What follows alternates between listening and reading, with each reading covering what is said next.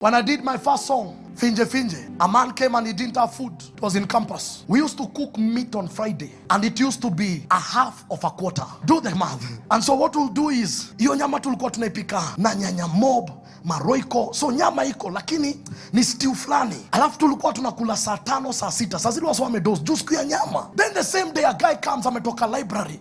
Anakuja anatuambia, I'm so tired. I didn't know, they've closed everywhere and I've not eaten. And I looked at my friend. Zile za, wesi unyime ujamaa food. Haizi kuja siku ya nyama, siku ya skuma, siku ya ndengu wa kujinyama. Nikasikia jamaa mwambia, let a plate. I said no.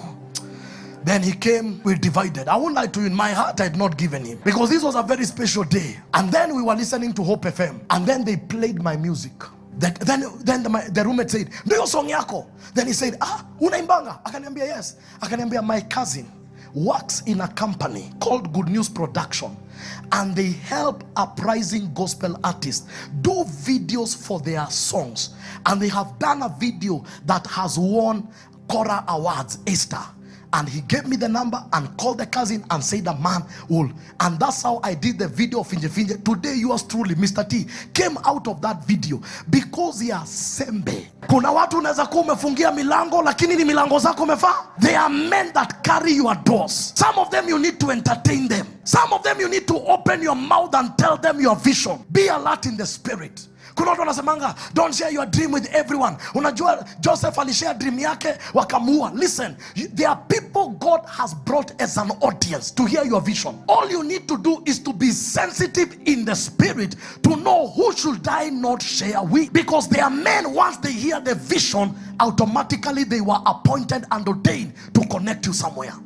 There are people who have doors that don't help them, but they need people that can help them. I remember there was a watchman who was coming from work, and he was looking after a certain Chinese facility that they were building. And a man felt in his heart, it was raining. He said, this man is being rained on. He said, let me give him lift. So he gave him the lift. And they began to converse. He asked him, so what do you do? He said, you know, there's a Chinese project here. They are building, and this is what they are doing. And then he asked the man, what do you do? He said, I'm an engineer. He said, in fact, they are looking for an engineer. They are looking for someone who can do 1, 2, 3. They have been stuck. He said, what do you mean? He said, come tomorrow, I'll connect you to the manager. They have been looking for an engineer.